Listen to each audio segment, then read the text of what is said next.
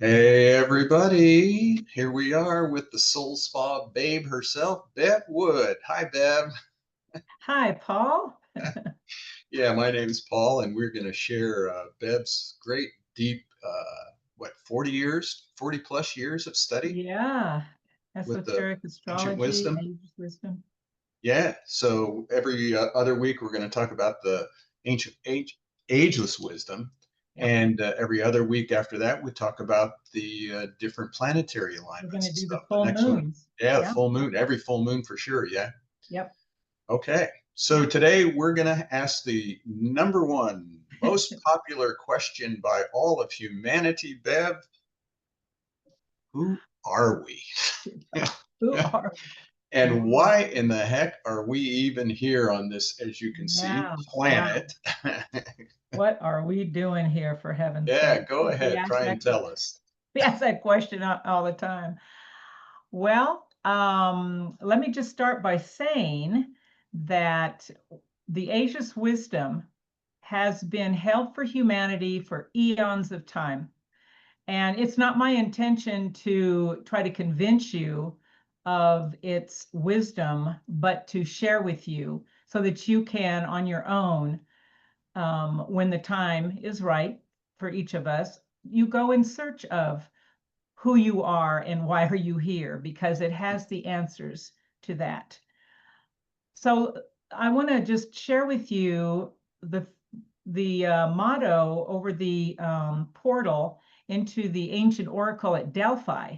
And what does it say? First thing, know thyself. And according to the ageless wisdom, when you know yourself, you will know God. That's the whole work. Okay. And remember who you truly are. So let's begin at the very beginning, as it's a little abstract, but you have to understand that everything that plays out in the physical world has a spiritual divine purpose. We're not sure what that great purpose is of the one, the cosmic deity.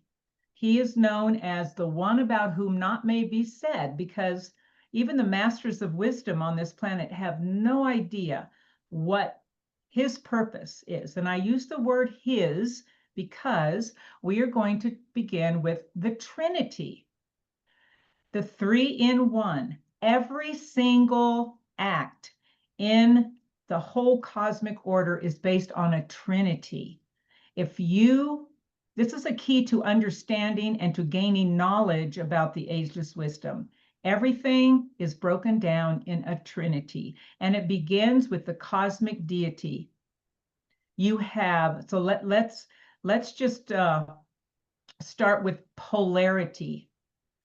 Polarity is the moment that you have a physical manifestation. Everything becomes a polarity. So here we have the cosmic deity expressing himself as a threefold entity. Let's just go over this. The first aspect of divinity is masculine active, pure spirit. The second aspect of divinity is called a soul aspect, an ego, a causal body, consciousness, the Son. We have Father and we have Son. Now, the opposite polarity of divine spirit, the Father, is manifested form, called the Mother. Everything that is manifested, it comes from the womb of the Mother, the form aspect, feminine, receptive. So when we start talking about the goddess and all of those kinds of things, we are literally speaking about the manifestation of the feminine nature of divine. All of the seven kingdoms, we know of five, all of the seven kingdoms evolving on this planet are expressions of the nature of the planetary logos. who is a masculine entity, and his body, the earth that we physically see, is the mother. So that, I know that's a little abstract, but we're trying to get in order. You have to understand the cosmic order of things, and then you can learn to apply it. And how we apply all that is another law, another great law called the law of correspondences, the law of as above, so below. You are a perfect expression below of a great truth, divine truth above, a threefold entity. Threefold. You are a spirit, a soul, and a form. You are Father, Son, and Mother.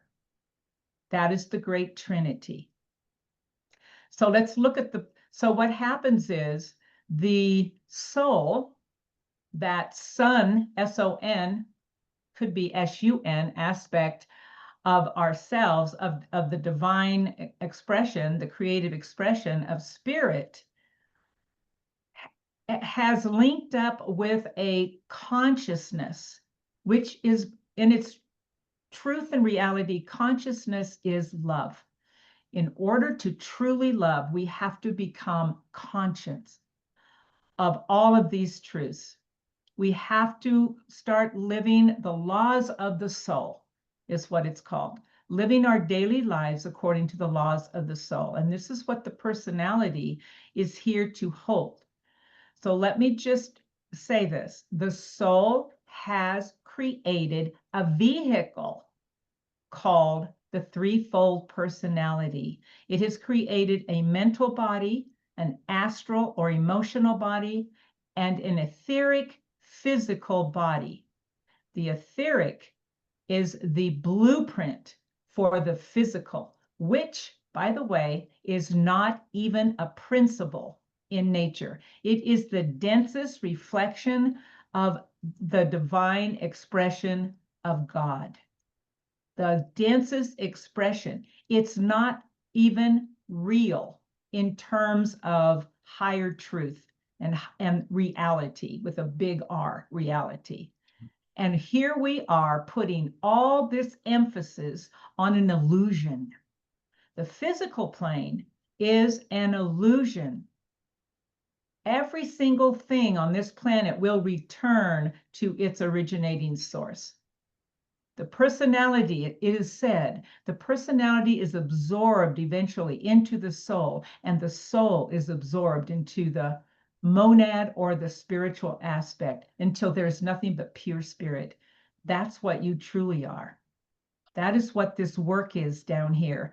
Why you are here is to provide a means through which that great angel entity, the soul, can serve on this planet, serve life here.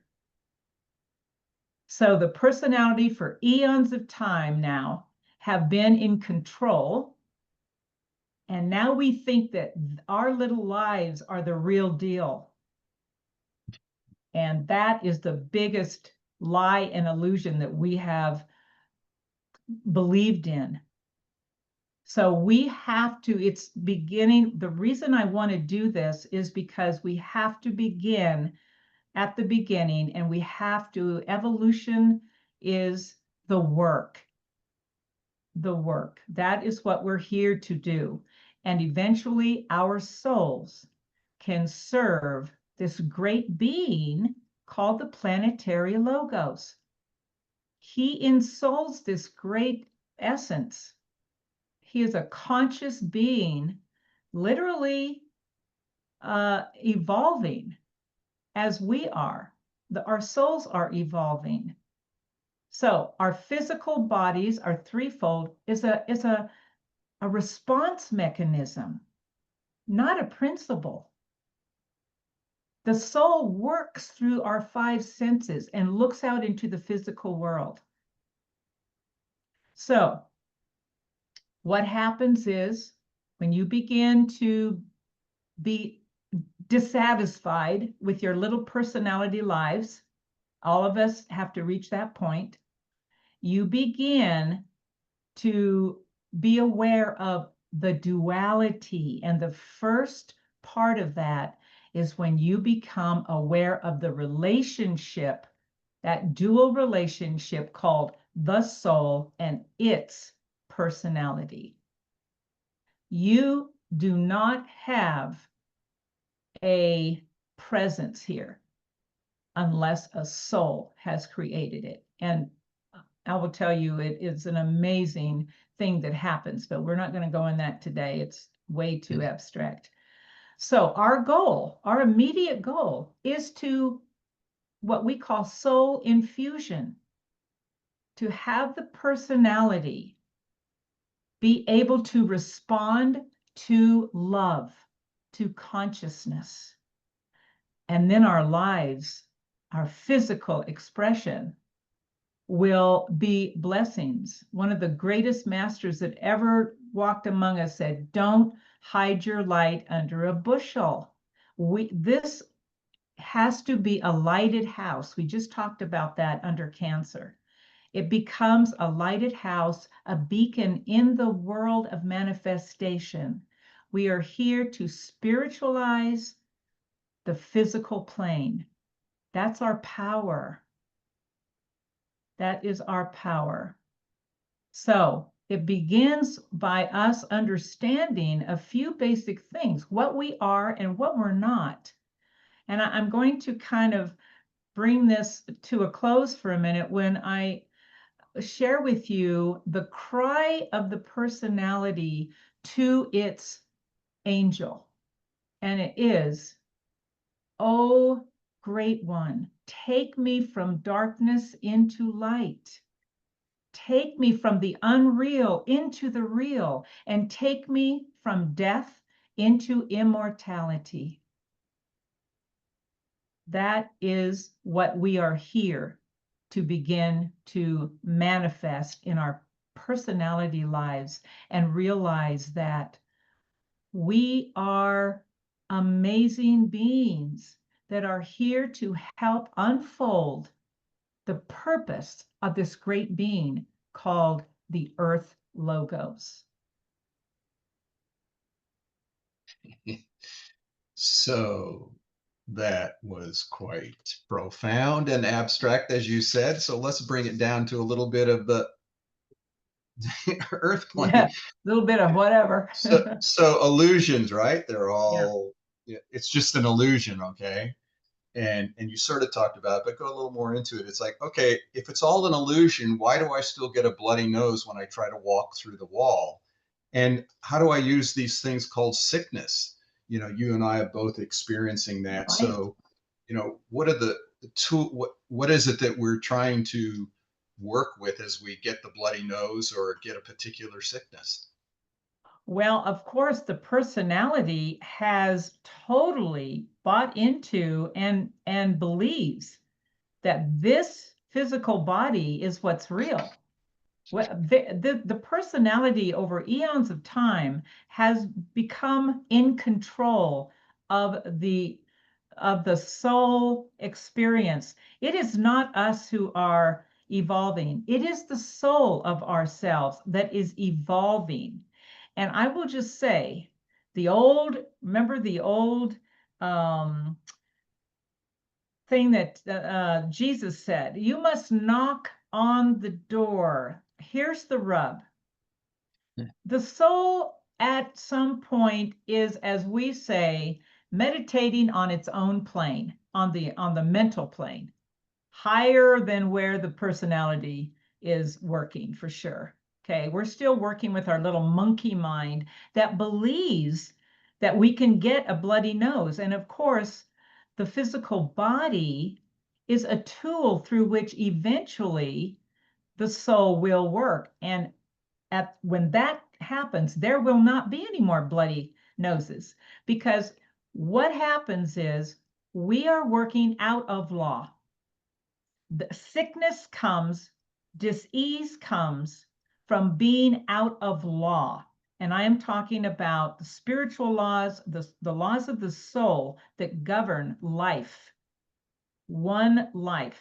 It all is interconnected. At this densest expression, we see, this is how powerful we are. We have been able to take away control of these great entities, these angels called the soul, or the solar angels, by now it comes to the point where we have to be the ones that knock on the door. We're not going to just stand around and wait for the day that the soul says, hey, here I am, let's go. This is the whole paradox of we have to do the work. We have to get in touch with the higher part of ourselves. And we have to ask.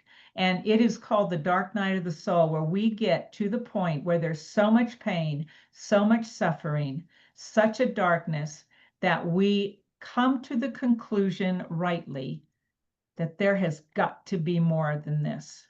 There has got to be. And if you look at that amazing flower called the lotus, it is the story of that journey. It begins in the darkness, in the muck, in the mud. And for a long time, right, it just kind of exists. And then what does it do? At some point, it registers the light of the sun. And it says, oh, and it breaks through the darkness. It breaks through the muck, and it starts heading towards the light. That is what happens to us, every one of us.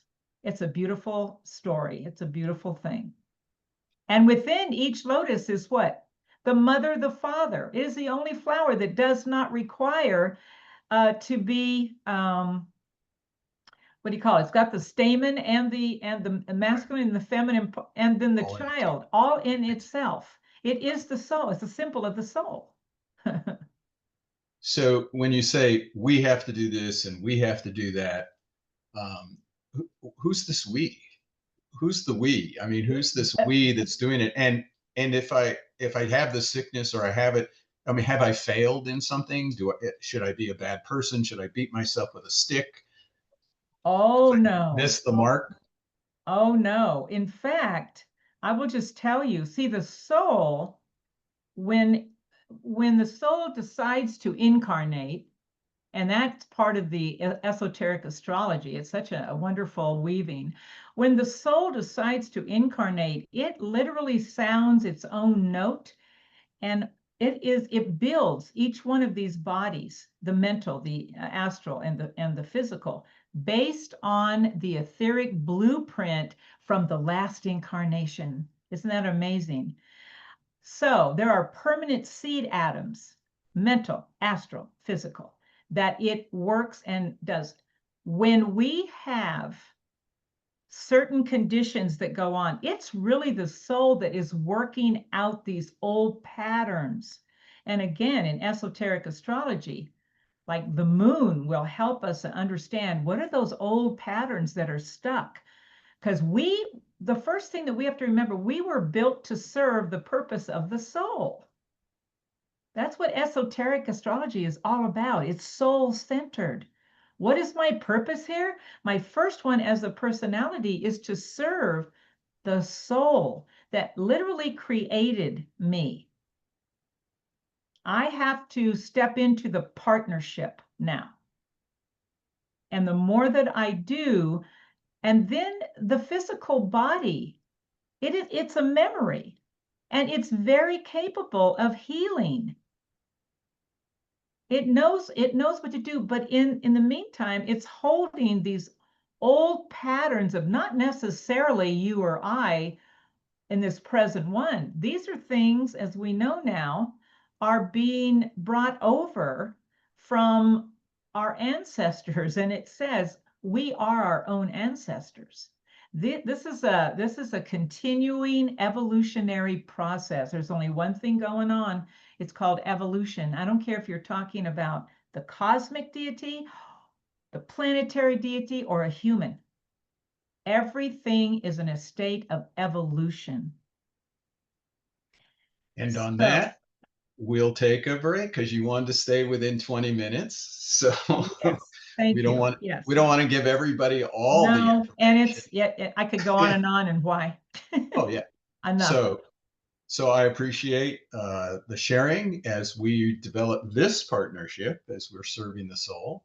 And Yeah. if you have questions, send them out. We'll have Bev answer them as she expounds on her great wisdom that she's worked with in herself and humanity. And thanks, Bev. I appreciate you. Yeah, thank you, Paul. And thanks everyone. See y'all.